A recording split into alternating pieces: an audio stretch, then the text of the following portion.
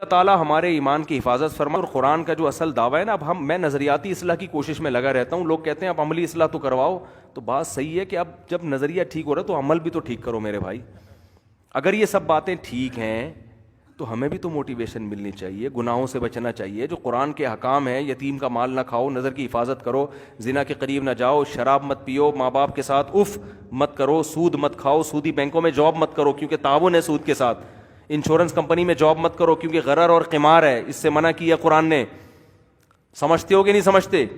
ایک خاتون کے والد نے مجھ سے کہا کہ ہماری بیٹی کے لیے ایک رشتہ آیا ہے، وہ بندہ سودی بینک میں جاب کرتا ہے.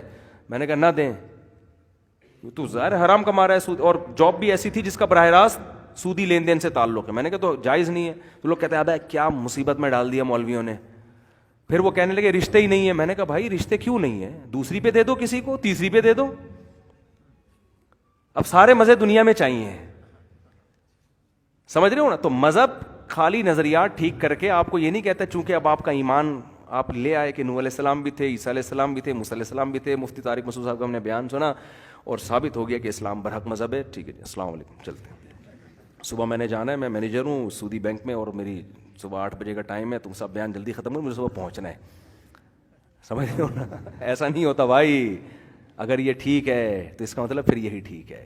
پھر قرآن جو کہہ رہا ہے وہی ٹھیک ہے، اس کے علاوہ سب غلط. سمجھتے ہو نہیں ہو تو سب غلط ہے. پھر آپ اگر گھر کے بڑے ہیں تو ابا کا انتقال ہو گیا تو بہن کو پورا چیک لکھ کے دے دیں کہ 1 کروڑ روپے تمہارے بنتے ہیں، یہ لو. اس کے لیے جگر چاہیے. اس کے لیے کیا چاہیے؟ جگر چاہیے. لیکن دے دیں، اس پہ اللہ نوازے گا. اور آنکھ مٹک کے چھوڑ دیں. سمجھتے ہو؟ آپ کی جو بیگم ہے وہی ہے، بس جیسی ہے وہی ہے. دفتروں میں جو انٹیاں نظر آ رہی ہیں وہ اللہ نے آپ کے لیے بولو نہیں ہے. گورا تو کہتا ہے یار یہ وہ بھی ہے یہ بھی ہے، ٹھیک ہے انجوائے کرو. یہ کیا ہے فضول قسم کی باتیں مولویوں نے کی.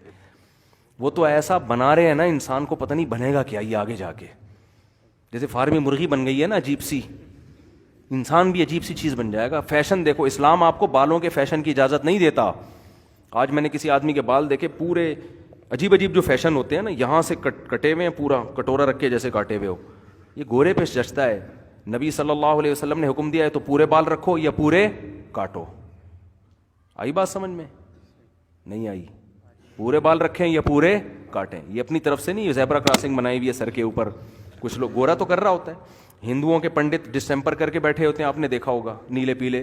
ہمارے مذہب میں اس کی اجازت. یہ تغییر خلق اللہ ہے. جیسا اللہ نے بنایا ہے ویسا ہی رہو. اس کو مزین تو کر سکتے ہو لیکن کتنا وہ بھی بتا دیا، اپنی طرف سے نہ شروع کر دو.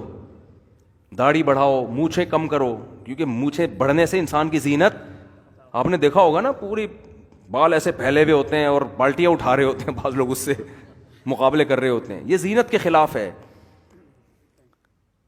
صدل سے منع کیا، خلاف وضع کپڑا پہننے سے. صدل کہتے ہیں ایسا جو پراپر ڈریس ہے وہی پہنو، عجیب سی چیز بن کے مارکیٹ میں نہ ہو. اس کو صدل کہتے ہیں کہ وضع کے خلاف آپ نے کوئی لباس پہننا شروع کر دیا. عورت کو حکم دیا پراپر ڈریس پورا پہنے. فیشنیبل عورتوں کی طرح ادھورے کپڑے پہننے کی عورت کو اسلام میں اجازت نہیں ہے. یہ اللہ کی تعلیمات ہیں جو قرآن میں اور حدیث میں بیان کی جا رہی ہیں. تو جب یہ آپ نظریہ درست کریں تو اس کا مطلب پھر ان تعلیمات کو، اور یہ کتنی خوبصورت تعلیمات ہیں یار، اس کے اگینسٹ ہوتی کہ شراب پیو اور یہ بھی کرو اور یہ بھی کرو، ماں باپ کو گھر سے نکال دو، یہ فطرت کے خلاف ہوتی ہیں. تو قرآن کا کتنا بڑا کمال ہے اسلام کا کہ اس نے کہا میں اللہ ہو کے تمہیں آرڈر تو کر رہا ہوں لیکن آرڈر وہی کروں گا جو تمہاری نیچر کا حصہ ہے، تمہیں نیچر پہ لانے کے لیے. تو یہ تو ہمارے فائدے کی چیز ہے. آج ہم بوڑھے باپ کی کڑوی کسیلی برداشت کریں گے تو کل آپ نے بھی تو بوڑھا باپ بننا ہے. نہیں آئی سمجھ میں؟ یہ ٹینشن اٹھاؤ گے تو کل اولاد بھی تو ٹینشن، اسلام اس کو بھی تو پابند کر رہا ہے کہ ان کی ٹینشن اٹھاؤ تم، تو مزے ہوں گے بڑھاپے میں. بدماش دادا بدماش ہوتا ہے ہمارے یہاں. دادا ہے نا وہ محلے کا دادا، اس کے اتنے بچے اتنے پوتے اتنے نواسے، تو کل تم نے بھی تو یہ ہمیشہ ایسے ہی جوان رہو گے. اسلام اگر عورت کو یہ کہہ رہا ہے کہ پردے کا حکم دے رہا ہے تاکہ مرد کو عورت دیکھنے کو نہ ملے، تو اس میں عورت ہی کا فائدہ ہے کہ جب تم کسی کی بیوی بنو گی نا تو جس معاشرے میں پردہ ہوگا تو تمہارا میاں بھی تم ہی کو دیکھے گا، اس کے علاوہ کسی اور کو دیکھنے کا آپشن نہیں ہوگا. آج یورپ میں عورت آزاد تو ہے اسکرٹ پہن کے گھوم رہی ہے، لیکن جب وہ کسی سے نکاح کرتی ہے تو اس کو پتا ہے کہ میرا میاں کے پاس میرے علاوہ بھی بہت سارے آپشن ہیں، کیونکہ میرے جب اتنے تعلقات تھے جن میں میرڈ بھی تھے ان میرڈ بھی تھے، تو میں کسی دوسری عورت کو کیسے روکوں گی؟ نہیں آ رہی بات سمجھ میں؟ تو آپ کا فائدہ اس میں، داڑھی رکھو، اس میں مرد کی وجاہت ہے، ایسا آپ کو سکون ملے گا نا داڑھی رکھنے کے بعد، آپ کہو گے یار خود آپ کو اپنے اندر مردانگی محسوس ہوگی، سمجھتے ہو؟ مردانگی محسوس ہوگی آپ کو اپنے اندر، یہ فطرت ہے مرد کی، کاٹنا نیچر کے خلاف ہے، گورے نے الٹی پٹیاں پڑھا دی ہیں آپ کو۔ تو حلال کماؤ، حرام میں جو ہے نا، حرام میں وقتی مزہ آتا ہے، لیکن جب ہوس، کیونکہ حرام ہوس کا مریض ہی کرتا ہے، اس کے بعد انسان کی ہوس کبھی بڑھتی کبھی ختم ہی نہیں ہوتی۔ جیسے کھانے پینے کا چٹورا ہو جائے نا کوئی، کھاتا رہے گا کھاتا رہے گا کھاتا رہے گا، سکون ہی نہیں ملے گا، ٹھرکی جسے کہتے ہیں۔